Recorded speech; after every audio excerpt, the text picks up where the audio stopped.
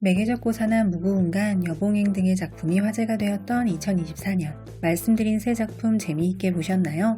이곳저곳 둘러보던 중 최근 5년간 초대박의 흥행을 기록하며 어나더 레벨의 인기를 자랑한 드라마가 정리되어 있어 가지고 와보았습니다.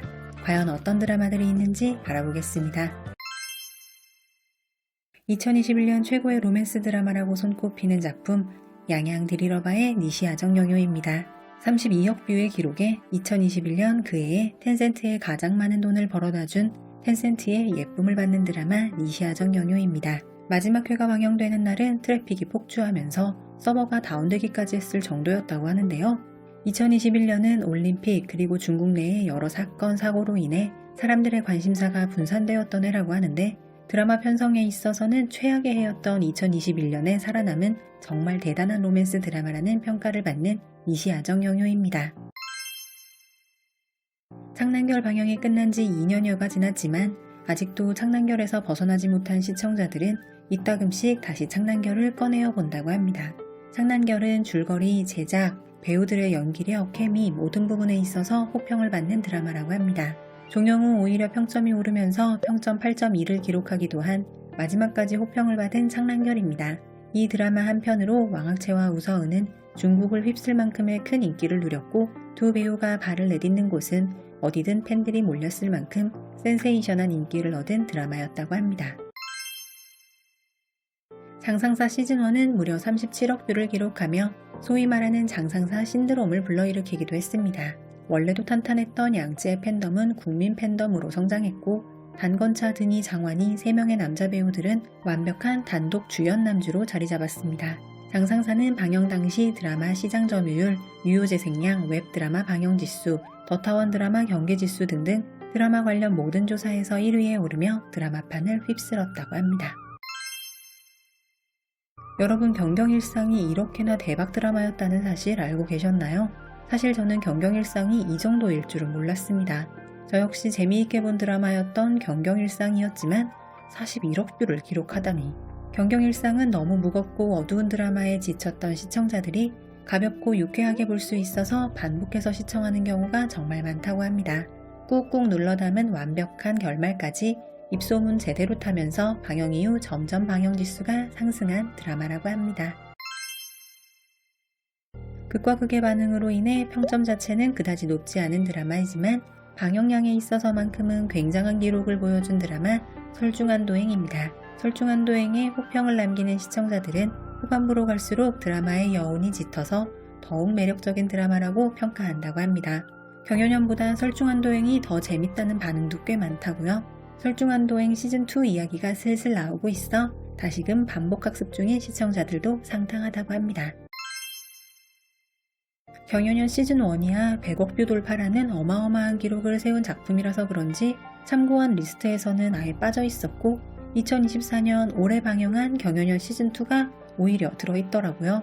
보통 시즌2는 대박 아니면 쪽박이라던데 물론 쪽박인 경우가 더 많다고 하고요.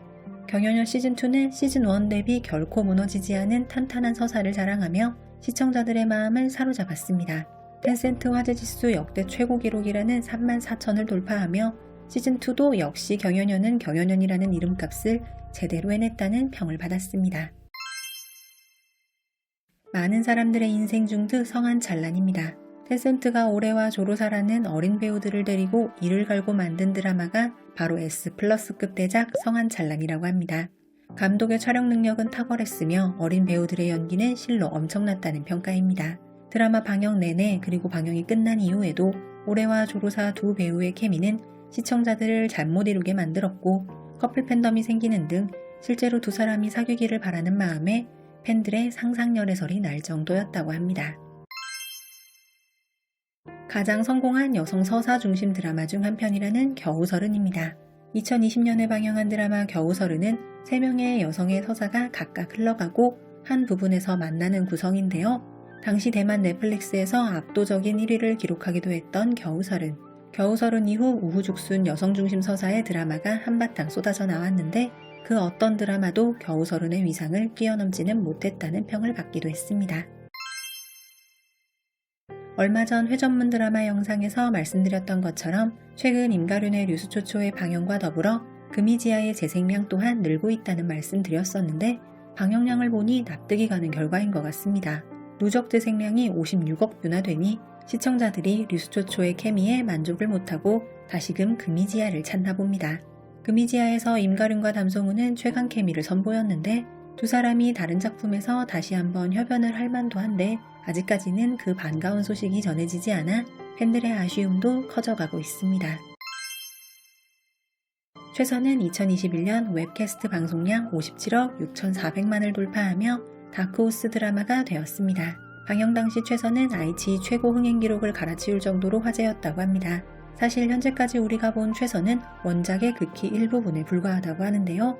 그래서 그 풍성한 원작을 다 담아내려면 반드시 시즌2가 필요하다고요. 하지만 현재까지는 최서 시즌2에 대한 이야기가 나오지 않고 있어 시청자들의 기다림만 길어지고 있습니다. 이렇게 10편을 살펴보았습니다. 사실 제가 참고한 사이트에서는 탑 12, 즉 12편의 드라마가 소개되어 있었는데요. 나머지 두 작품은 바로 인세간과 광표였습니다. 인세간은 53억 뷰를 기록하며 중국 최고의 화제의 드라마가 된 작품인데요. 중국의 50년대를 배경으로 하고 있는 작품이다 보니 해외 시청자들에게는 그다지 매력적인 드라마가 아니라서 제외했고, 광표는 무려 113억 뷰를 기록한 초히트 대박 작품이긴 한데 탑콘 구독자분들 사이에서도 중두 시청자들 사이에서도 그리 화제가 되지는 않는 것 같아 제외하고 10편만 소개드렸습니다. 앞서 만나보신 10편의 대박 드라마 중에 아직 안 보신 작품 있으시면 시작해보셔도 좋을 것 같습니다. 시청해주셔서 감사합니다.